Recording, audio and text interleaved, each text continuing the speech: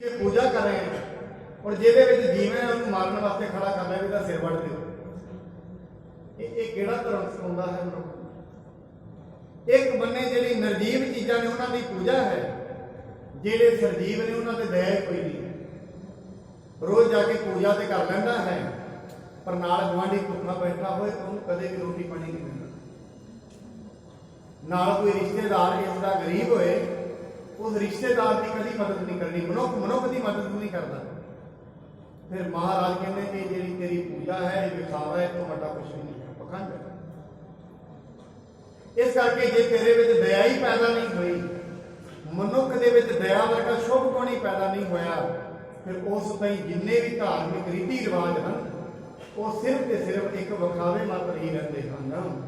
कहो विदेशी को ले आओ, मम हजूर कर तिसे डरावो।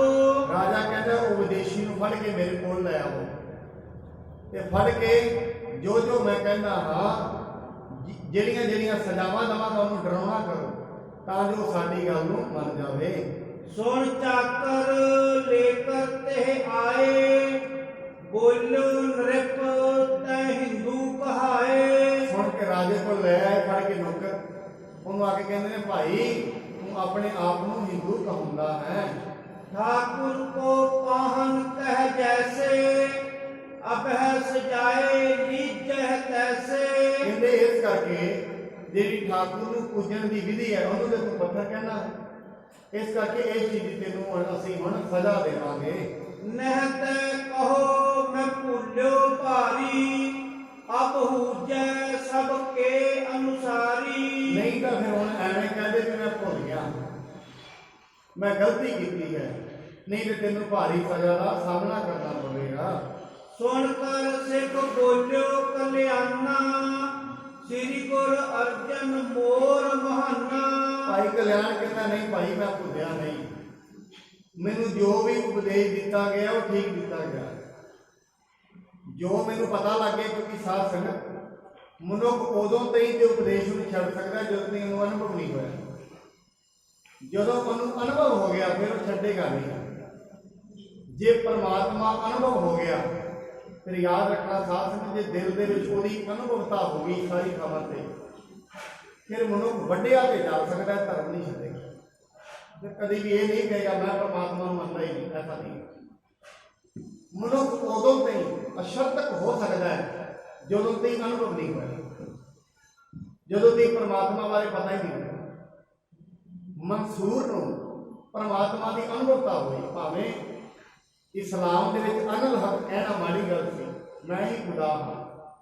और बाणी तो यह कहती है असल दे मन तू जोत स्वरूप है अपना मूल पछाण। परमात्मा नूं कित्थे बाहर लभदा फिरदा, तेरे अंदर है। मार के डाल दी धूंड घर मैं पाया, सारे बने खोज लिया ना, जो इत्थे होएगा इत्थे होएगा इत्थे आनंद होएगा, इत्थे किते भी नहीं है, तेरे अंदर ही आनंद है, तेरे मन दे विच ही आनंद है, तेरी सुरत विच ही आनंद है। प्राप्ति की गल है। हुण इस तरीके नाल बड़े तरीकों के नाल मनुख सारे बंदे लभदा है पर वो किते नहीं है। राम राम करता सब जग फिरे, राम ना पाया जाए। क्यों? राम जिहड़ा है वो जगत में हर थां ते है।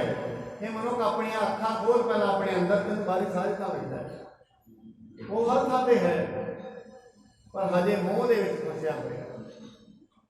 हुण मैं कई बारी आप जी सामने ये पहला भी बयान किया है, मोह ते प्रेम वक्रों वक्रियां चीज़ां हैं। मोह एक वक्री दशा है, मोह सिर्फ अपने नाल ही है।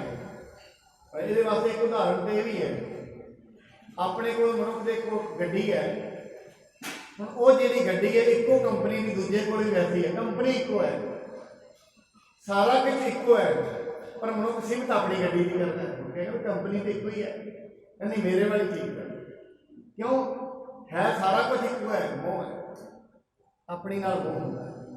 हुण वही गड्डी वेच देवे ਉਹਦੇ पैसे मिल जाए, हम वही गड्डी किसी एक्सीडेंट हो जाए इन्हू कोई दुख नहीं होता, गड्डी तो ये को ना पैदा। क्यों? हम वो मेरा नहीं है।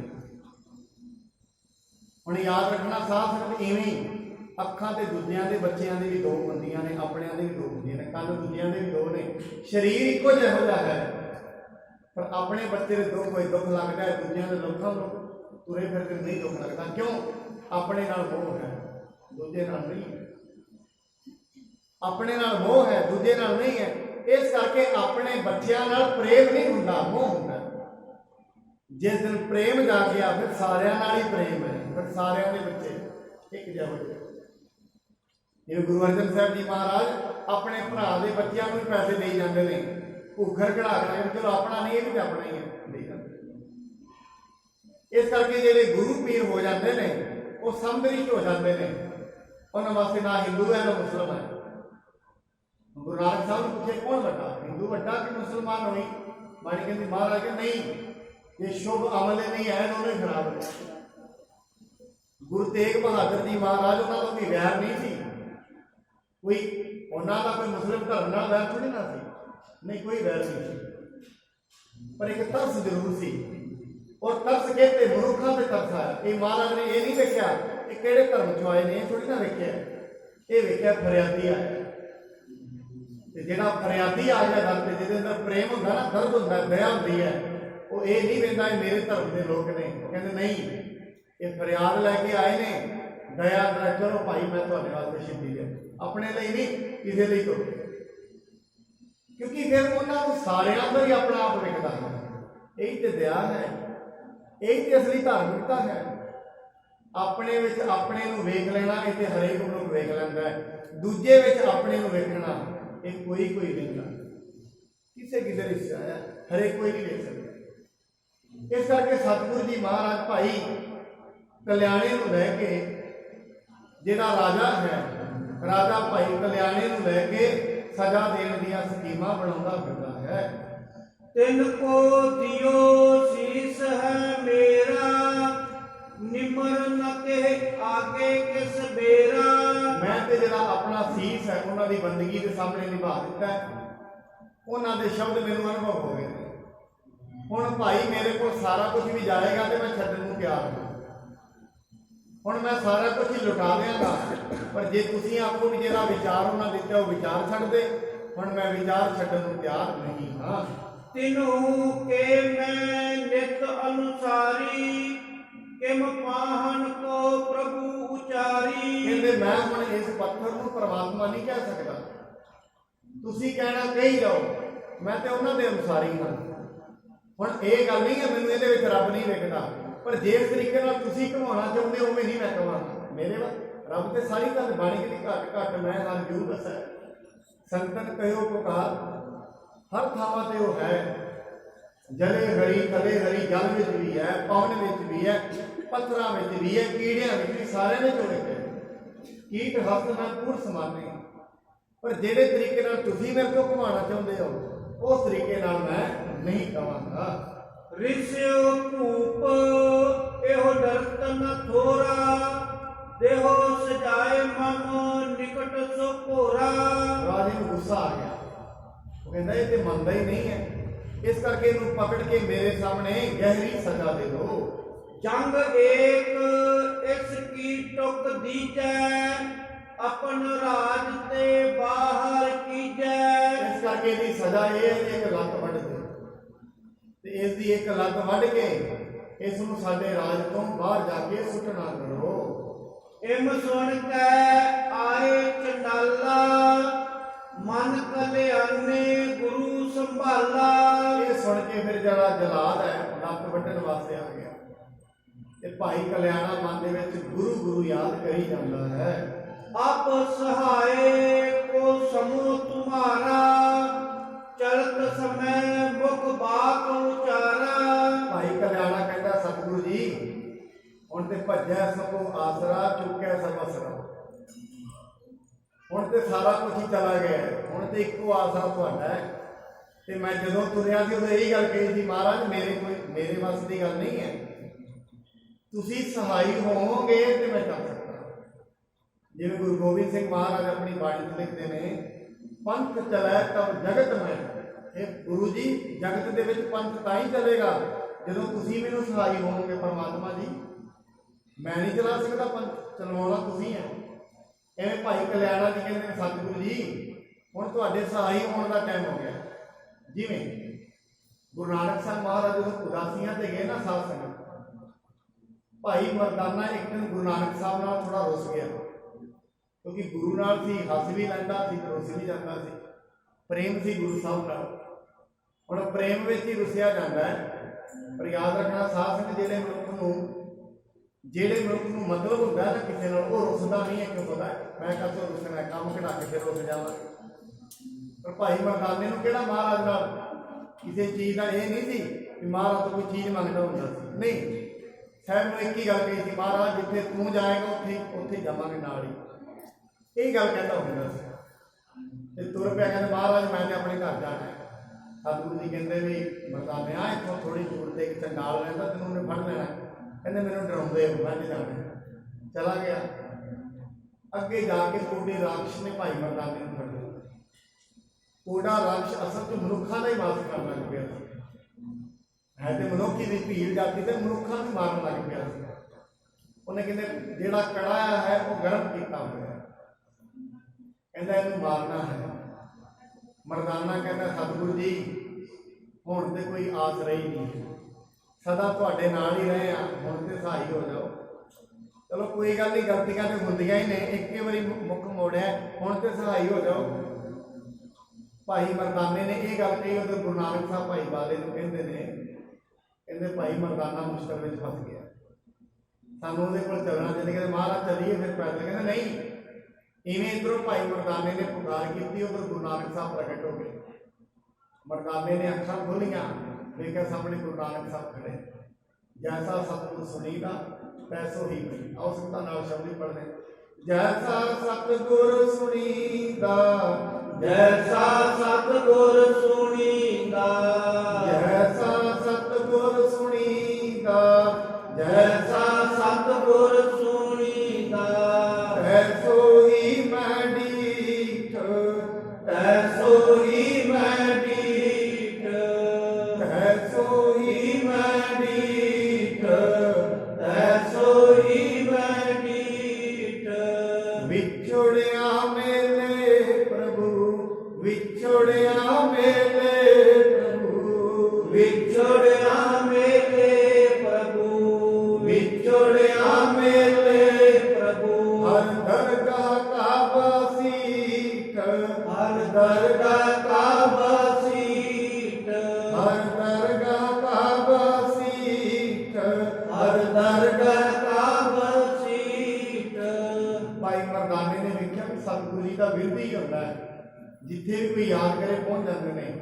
ਭਾਈ ਮਰਦਾਨਾ ਕਹਿੰਦਾ ਕੋਡੀ ਰਾਖਸ਼ ਨੂੰ, ਭਾਈ ਹੁਣ ਤੂੰ ਜ਼ੋਰ ਲਗਾ ਲਾ, ਹੁਣ ਮੇਰਾ ਕੁਝ ਨਹੀਂ ਵਿਗੜਨਾ, ਕਿਉਂ ਸਤਿਗੁਰੂ ਮਹਾਰਾਜ ਆ ਗਏ। ਹੁਣ ਭਾਈ ਮਰਦਾਨੇ ਨੂੰ ਜਦੋਂ ਸੁੱਟਣ ਲੱਗਿਆ, ਤਪਦਾ ਹੋਇਆ ਕੜਾਇਆ ਵੀ ਠੰਡਾ, ਭਾਵੇਂ ਵਿਦਵਾਨ ਇਹਦੇ ਕਈ ਅਰਥ ਕਰਦੇ ਨੇ। ਚਲੋ ਅਸੀਂ ਜਿਹੜੀ ਕਹਾਣੀ ਹੁੰਦੀ ਆ ਉਹ ਦੋਵੇਂ ਤਰੀਕੇ ਨਾਲ ਲਿਆ ਜਾਂਦਾ ਹੈ। ਇਸ ਕਰਕੇ ਭਾਈ ਕਲਿਆਣਾ ਕਹਿੰਦਾ ਮਹਾਰਾਜ ਹੁਣ ਤੇ ਸਾਰੇ ਆਸਰੇ ਚਲੇ ਗਏ ਨੇ, ਹੁਣ ਇੱਕੋ ਹੀ ਆਸਰਾ ਹੈ, ਤੁਸੀਂ ਮੇਰੇ ਸਹਾਈ ਹੋਵੋ। ਗੁਰੂ ਸਹਾਏ ਹੋਏ ਚੱਲ ਜਾਵੋ, ਆਪ ਹੱਥ ਦੇ ਨਾਥ ਬਚਾਵੋ। ਕਹਿੰਦੇ ਮਹਾਰਾਜ ਤੁਸੀਂ ਮੈਨੂੰ ਉਦੋਂ ਇਹ ਵੀ ਕਿਹਾ ਸੀ ਵੀ ਤੇਰੇ ਕੋਈ ਨਹੀਂ, ਗੁਰੂ ਨਾਨਕ ਸਾਹਿਬ ਸਹਾਈ ਹੋਣਗੇ, ਤੁਸੀਂ ਆਪਣੇ ਕੰਮ ਤੇ ਚਲੇ ਜਾਓ। ਜੰਗ ਕੱਟ ਗਏ ਲਗ ਚੰਦਾਲ, ਤਤ ਛਿਨ ਬੇਬਲ ਭਇਓ ਨਿਰਪਾਲ। ਇੱਧਰ ਉਸਨੇ ਅਰਦਾਸ ਕੀਤੀ, ਦੂਜੀ ਸਾਈਡ ਤੇ ਜਲਾਲ ਖੜਾ ਹੋ ਗਿਆ। ਉਹ ਅੱਗੇ ਭਾਈ ਕਲਿਆਣਾ ਜੀ ਦੀ ਲੱਤ ਵੱਢਣ ਵਾਸਤੇ ਸ਼ੁਰੂ ਹੋ ਗਿਆ ਹੈ।